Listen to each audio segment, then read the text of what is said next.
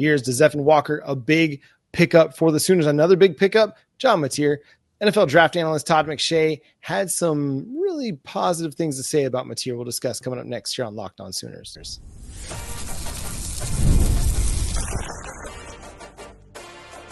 You are Locked On Sooners, your daily podcast on the Oklahoma Sooners. Part of the Locked On Podcast Network, your team every day. Thanks again for making Locked On Sooners your first listen every single day. Shout out to all the everydayers out there tuning in. Subscribe to the show wherever you get your podcasts. We're part of the Locked On Podcast Network, your team every day. Todd McShay, one of the foremost draft analysts in NFL draft circles, he did some evaluations on John Mateer. John Mateer being Oklahoma's biggest offseason pickup and somebody that a lot of people think will just be one and done at Oklahoma. Now, I did a video last week where I thought maybe you might be able to get 2 years out of John Mateer. Go check that out. But Todd McShay, had a lot of glowing comments about one John Mateer. Yeah, so Todd McShay's new show, the Todd McShay Show over on YouTube and on Spotify, presented by The Ringer, where he's at now. He has been breaking down all the quarterbacks going that could potentially enter the 26 draft. So just kind of want to give you guys the context of why John Mateer was talked about with him. He went over Lenore Sellers. He went over Kate Klubnik. He talked about Garrett Nussmeier.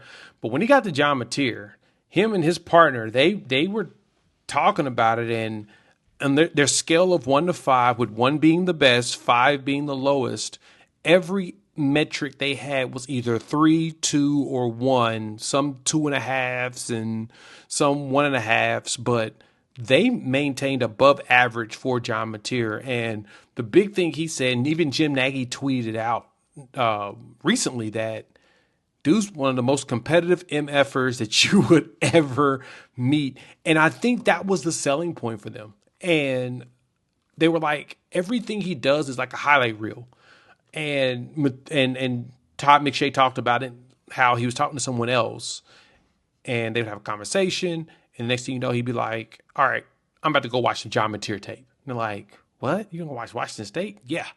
I'm about to go watch John Mateer play. And you understood why. Like, he was so slept on with his talents at Washington State. Nobody paid attention to him because it was, quote unquote G5. But when you see him and what he can do and the stuff he does, Todd McShay basically broke down and was like, I am in shock. Like, this is amazing. And you're going to have fun watching John Mateer. And I'm so glad so many people are coming around on him. I think the other thing about John Mateer are the intangibles, the things that you can't measure, the things you can't see on tape necessarily. It's the stuff that has him compared to a Baker Mayfield, has him, for me, comparing him to a Jalen Hurts.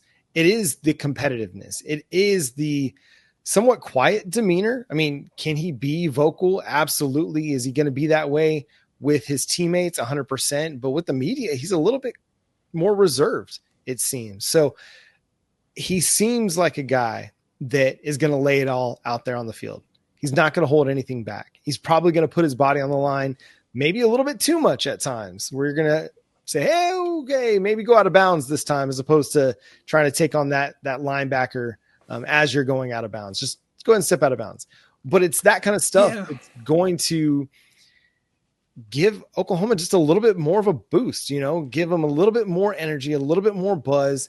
And it's going to make everybody want to go fight a little bit more, And I know people out there don't want to admit that stuff matters, but it 100% matters.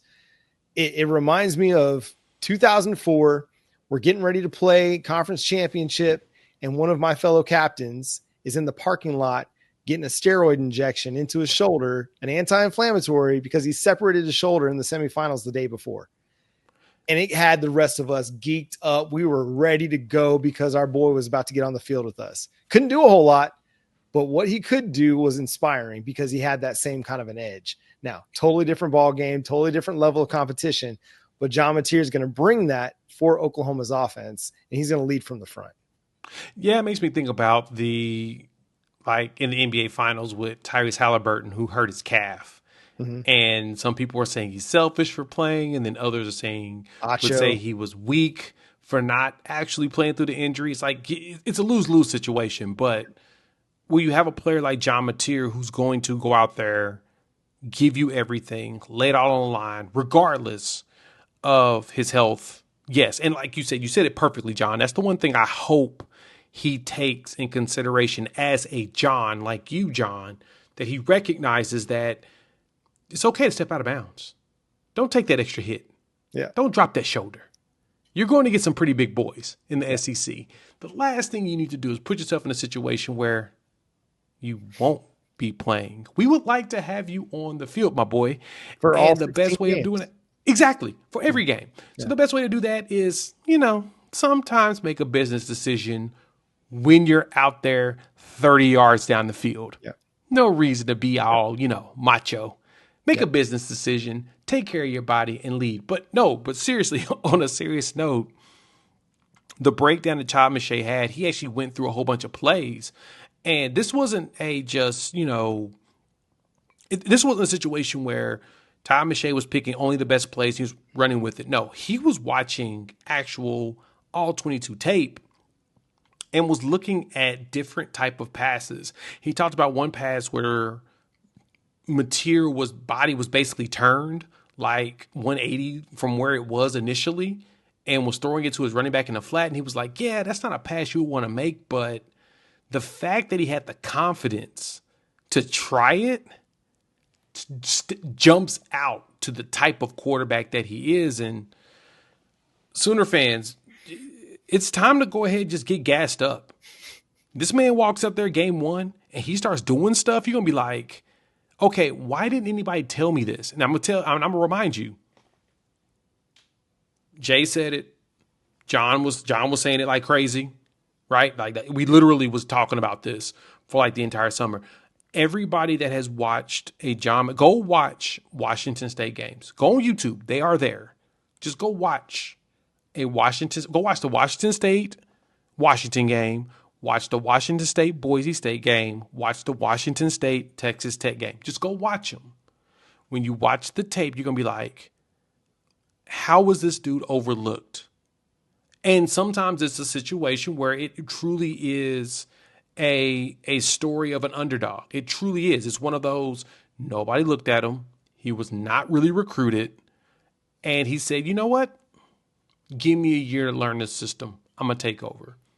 Cam Ward leaves, decides to take big money, and then you get 3,000 yards, 800 yards rushing, 44 touchdowns, something that, sure, you can say that it was whatever the competition was, but why didn't everybody else do it in that same competition? Obviously, he was an outlier, and to me, it's one of those where he's building himself up to where he'll be able to do the exact same thing in the SEC. Yeah, you don't have 44 total touchdowns by accident. Nope. No, you have to go do that. And again, I've said it here, even if he's 75% of his production from last year, that's still a really good season, and it's going to put Oklahoma in position to win a lot of football games this year. To me, with the wide receiver room and the talent he has around him, 3,000 yards passing is not going to be hard, especially because it's Oklahoma, and that's how Ben Arbuckle's offense is set. Yep. He should at least get the exact same passing yards. The rushing yards, I have no problem with saying, we'll see. But when you have a running back like Jay Knott and teams have to pay attention to him, and in a wide receiver room that requires team to pay attention to him, I have a feeling that they'll have this offensive line who's going against probably arguably the best defensive line in the SEC tuned up to where they're ready to open up holes for both Ott and Mateer. Another guy that made a big move last offseason to the SEC and made a bunch of waves because he beat Alabama last year, Diego Pavia, kind of did a little bit of a tell-all, and he let it all hang out. We'll discuss coming up next here on Locked On Sooners.